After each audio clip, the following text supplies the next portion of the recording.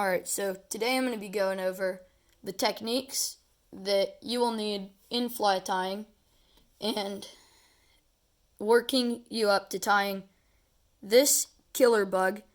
And then tomorrow I'm going to put out a video on the woolly worm as the first two videos in my beginner tying series. So the first skill you need to know is laying out a thread base. To do this, I take my thread, position it behind the eye of the hook, and begin wrapping forward, pinning down the excess. Once you have 4 or 5 solid wraps over it, you may trim the excess. I generally, after this, pull thread out of my bobbin and continue down the hook. This completely covers your excess and builds a strong base. The reason this is done is because materials grip much better to thread than to a bare metal hook. The next skill you'll need to know is tying in materials using a pinch knot. For this demonstration, I'm going to be using a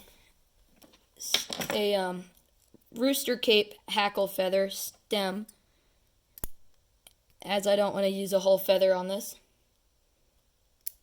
You don't need much material to grab onto, and eventually we'll end up only needing just a teeny nub to grip your material with.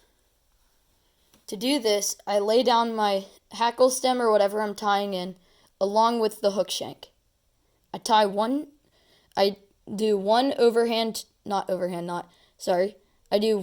thread wrap over and then one crossing. I continually crisscross my thread wraps until I am satisfied. Once you have a solid pinch knot, your material will not come undone. The next one knot, is the half hitch.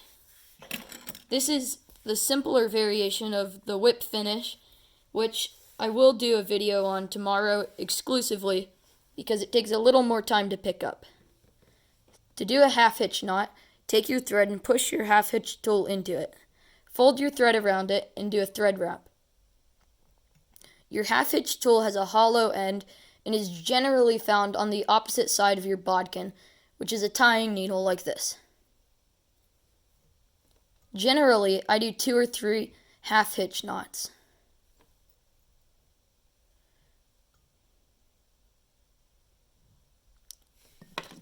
Alright, those are the main skills you will need while tying. So now I'm going to tie the killer bug.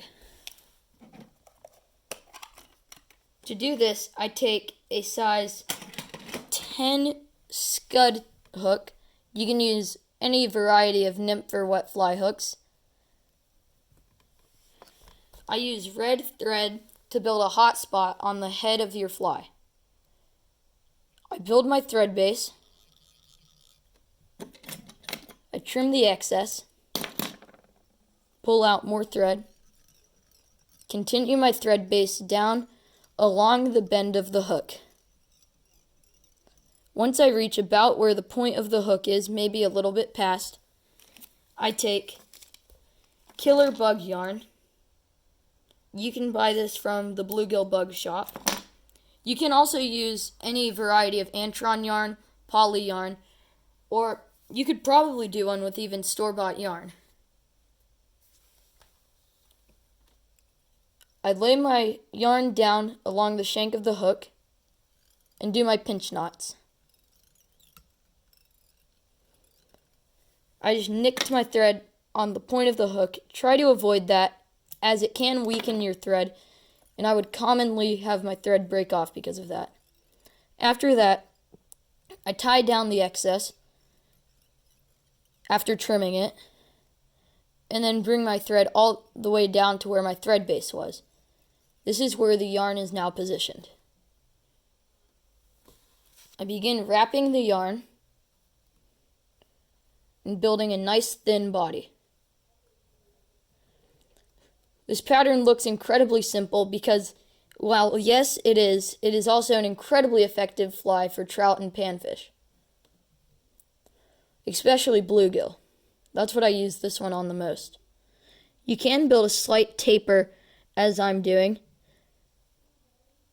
But get the body as just as large or small as you want. You can have the body to whichever proportions you desire. Take a few reps to secure it. Trim the excess. And when building your head, try and tie down all the excess so that it's not visible. When I began doing that and tying down all the excess of my flies became so much more presentable and fishable. You don't want to make your head too large, however, because then it takes away from the proportions and profile of the fly. Take your half hitch knots.